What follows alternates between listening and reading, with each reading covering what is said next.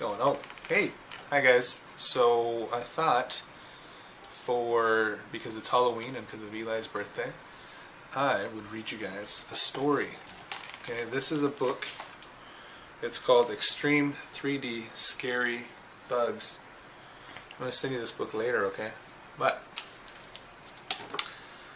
I thought it's really long, so we're not going to read it all today, but what I'll do is I will send you different parts of the book because it's in sections, okay? And the bugs are really cool. So they're really tiny, tiny little bugs, but the pictures are like this big. So they're huge, huge things. The bugs are just, they look ginormous, so you can see what they really, really look like. Alright, I'm going to start reading. We're going to read about ants. These are the ants. That's what they look like. They're really big, but they're tiny. You know how ants are really small and you step on them all the time? And I hope you guys don't try to burn them or anything. But they're people too. See? That's what they look like. Little ants right there. And that's about the size of the ant right there. Okay? And then this is a huge, huge picture of an ant and what the back portion of the ant looks like. I'm not going to tell them. Anyways. And these are the, it looks like an eye. This is the eye of an ant. It's got all these little tiny bumps. And then this is what it looks like, even bigger. So these little bumps, that's what they look like. It's the eye. Alright, and that's where the ant poops. You know how you go poo-poos? That's how they poop. Alright, let's read about them. Let's see, ants. While spiders and beetles tend to live alone, ants live in colonies, some of which have up to 50,000 or even 500,000 of these tiny creatures. It is estimated that a large ant colony can eat more than 100,000 bugs or larvae in a single day. You know what 100,000 is? That's a lot. That's a lot, a lot. That's if you count to 100, 1,000 times. That's 100,000. Ant colonies are like miniature cities. Vast tunnels under the ground connect various parts of the colony. There are even ant highways that run between different ant nests. These ant cities may be 50 feet in diameter and 20 feet deep. Colonies have queens, soldiers, and workers. The workers vary in size according to their type and the job they do in the colony, such as gathering and storing food, raising the young, which are the baby ants, and taking care of the queen. The queen is the queen bee. I'm sure you guys remember from ants, from A Bug's Life.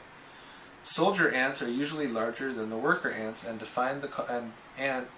soldier ants are usually larger than the worker ants and defend the colony from intruders with their strong jaws. They will swarm and attack anything that may wander too close to the nest. Ants can kill small birds and even snakes that have strayed too close. Certain kinds of ants, like the fire ant, have a chemical sting that can irritate your skin. That means it hurts when they sting you. So here's the ant again, and we just read this little section here, okay, about the ants. Now let's see what this says here. If a colony is destroyed, the workers will risk their own lives to move the eggs and find them a new safe haven. Compare the size of the egg bundle to the tiny size of this worker ant. Here's the egg bundle, see? And here's the tiny worker ant. It's huge. See how small the ant is? This is the big giant egg. Holy mackerel. Alright, let's read about what is this. That's the poop. That's where poop comes out. Guess where this interesting structure is on the ant's body.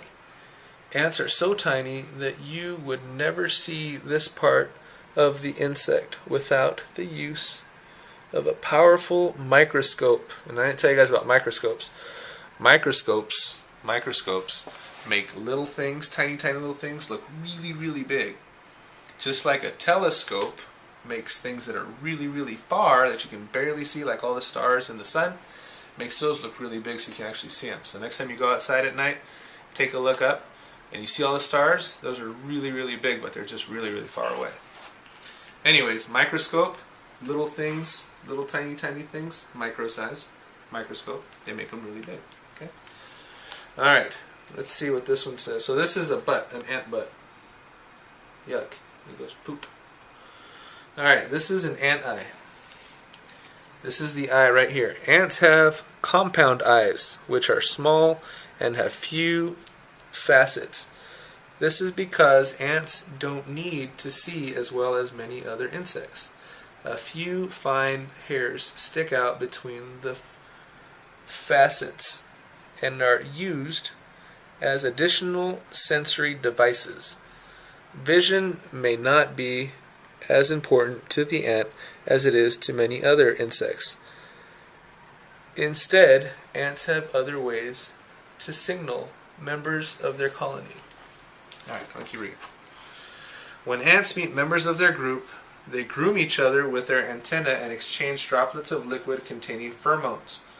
Okay, now, grooming, that means they take baths. They wash each other. They get clean. Containing pheromones.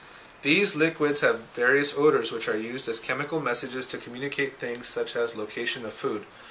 Alright, so these pheromones, I know it's a big word, guys. They're like text messages from one ant to the other. It's like sending an email. You know what that is, Eli. And the ant goes, hey look, there's food over here, but they do it in this liquid. It's strange. It's like drinking water and going, oh, I know where that's at. So, it's kind of strange. But that's ants. Tomorrow we're going to learn about aphids. Okay?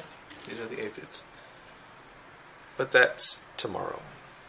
I love you guys. All three of you. And I love Maddie, and I love Mommy too.